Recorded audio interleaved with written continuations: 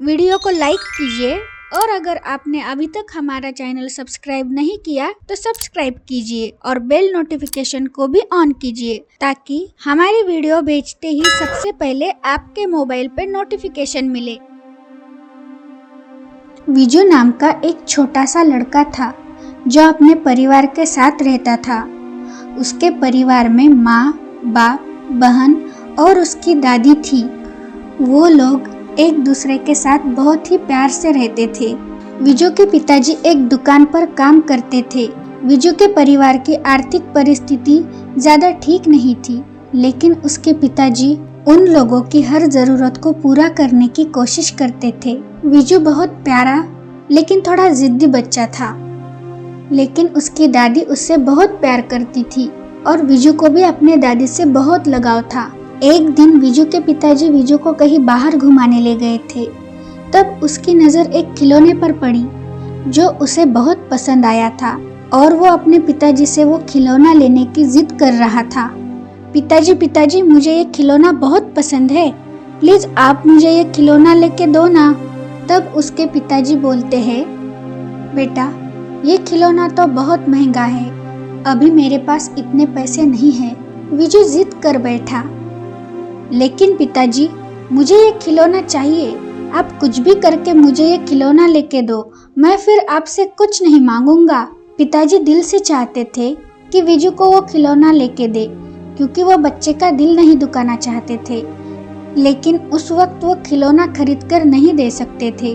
फिर पिताजी विजू को कुछ समझाते हैं। विजू पिताजी की बात मान जाता है और घर आते ही खुश होकर विजू अपनी बहन को बताता है, दीदी देखना, अब जल्द ही मुझे मेरा मनपसंद खिलौना मिल जाएगा। तब विजू की बहन उससे बोलती है, हाँ विजू मुझे भी खेलने दोगे ना। विजू बोलता है, हाँ दीदी हम दोनों भी खूब खेलेंगे। इस तरह से विजू अपने मनपसंद खिलौनों को लेकर बहुत ही खुश था। ऐसे ही कुछ दिन बीत गए। एक दिन विजू उसकी बहन के साथ खेल रहा था। उस दिन विजू बहुत खुश था। वो अपनी बहन से बोल रहा था, दीदी आज कुछ भी हो जाए मैं मेरा मनपसंद खिलौना लेके ही आऊंगा। ऐसा बोलकर खुशी से नाचने लगता है। दोनों बच्चे खेल रहे थे और दादी कुछ काम कर रही थी। तभी अचानक दादी का चश्मा टेबल से नीचे गिरकर टूट जाता है। यह देखकर दादी परेशान हो जाती है, क्योंकि दादी बिना चश्मे के देख ही नहीं पाती थी। फिर विजू के पिताजी के घर आते ही दादी पिताजी से बोली, बेटा मेरा चश्मा टूट गया है, इसे आज ही ठीक करके लाओ, नहीं तो मैं बिना चश्मे के देख नहीं पाऊंगी। पिताजी के पास आज पैसे नहीं थे, इसलिए पिताजी दादी से बोले, माँ मेरे पास पैसे नहीं हैं, मैं आज तुम्हारा चश्मा ठीक करके नहीं ला सकता। फिर दादी बोलती है, बेटा लेकिन मैं बिना चश्मे के कैसे देखूंगी, बिना चश्मे के मैं कुछ काम नहीं कर सकती। पिताजी बोलते हैं, मैं कुछ नहीं कर सकता माँ, पहले ही मेरे पास पैसे नहीं हैं, माँ तुम्हें 4-5 दिन रुकना पड़ेगा। ये सुनकर दादी ठीक है बेटा बोलती है और निराश होकर बैठ जाती है। वो अपने बेटे की परेशानी समझ जाती है और फिर वो कुछ नहीं कहती।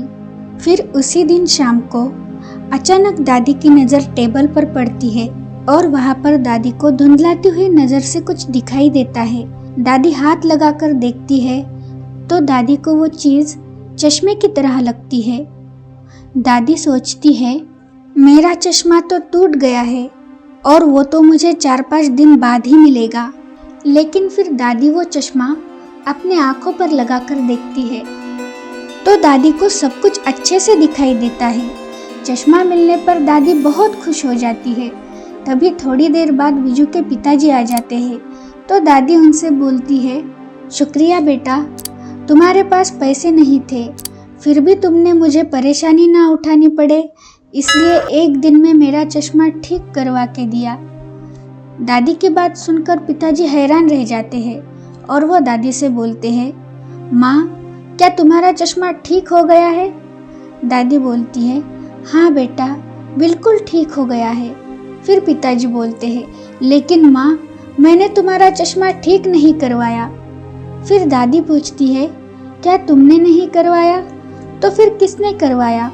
तब विजू की माँ बोलती है, माँ जी का चश्मा विजू ने ठीक करके लाया है। दादी बोलती है, लेकिन उसके पास इतने पैसे कहाँ से आए?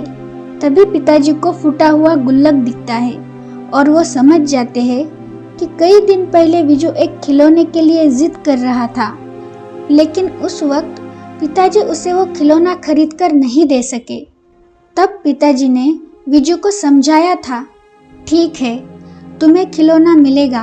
हम ऐसा करते हैं, मैं तुम्हें रोज कुछ पैसे दूंगा, वो तुम हर रोज गुल्लक में जमा करो। जिस दिन तुम्हारा गुल्लक भर जाएगा तब हम ये खिलौना खरीदने आएंगे।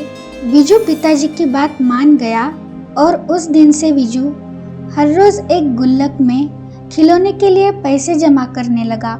लेकिन आज अपने दादी की परेशानी उससे देखी नहीं गई, इसीलिए विजू ने कई दिनों से अपने मनपसंद खिलौने के लिए जमा किए हुए पैसे से दादी का चश्मा ठीक करवाया था। यह पता चलते ही दादी की आंखों में आंसू आ जाते हैं और दादी माँ विजू को अपने पास बुलाकर प्यार से उसे गले लगाती है। एक छोटा बच्चा जिसका नाम बंटी था, वो अपने दादी माँ के साथ बाजार घूमने के लिए जाता है। तभी उसकी नजर दुकान में रखे हुए एक केक पर जाती है। केक देखकर बंटी अपने दादी माँ से जिद करने लगता है कि दादी माँ मुझे वो केक लेकर दो ना, मुझे वो केक चाहिए। फिर दादी माँ बंटी को लेकर उस केक की दुकान में जाती है और उस दुकान मालिक से केक की कीमत पूछती है। जब दुकान मालिक दादी माँ को उस केक की कीमत बताता है तो दादी माँ अपने बैग में देखती है और उन्हें पता चलता है कि केक खरीदने के लिए अभी उनके पास इतने पैसे नहीं है। तो वो बंटी से बोलती है, बंटी अभी मेरे पास इतने पैसे नहीं है। तभी बंटी अपने जेब में हाथ डालकर कुछ पैसे निकालकर दादी माँ के हाथ में दे देता है और बोलता है, दादी माँ इतने पैसे में तो केक आ जाएगा ना? तब दादी माँ मुस्कुराकर उसे बोलती है, नहीं बेटा, हमें इस केक के लिए और ज्यादा पैसों की जरूरत है, हम ये केक किसी और दिन खरीदेंगे। लेकिन बंटी मानता ही नहीं। वो बोलता है, नहीं दादी माँ, मुझे आज ही ये केक चाहिए, मुझे बस आप ये केक लेकर दो, मैं आपसे कुछ नहीं मांगूंगा। तब दादी माँ बोलती है, नहीं बेटा, हम आज ये केक नहीं खरीद सकते, आप हमेशा ऐसे ही बोलते हो, और ऐसा बोलकर रुठ जाता है। ये सारी बात वहाँ खड़ा हुआ एक नौजवान आदमी देख रहा होता है।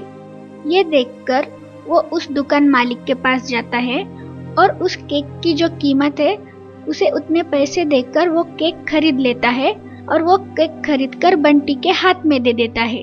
बंटी केक देखकर तो बहुत खुश हो जाता है, लेकिन बंटी अपनी दादी माँ की तरफ देखता है। तब दादी माँ उस आदमी से कहती है, हम आपसे ये केक नहीं ले सकते, आप इसे वापस ले लीजिए।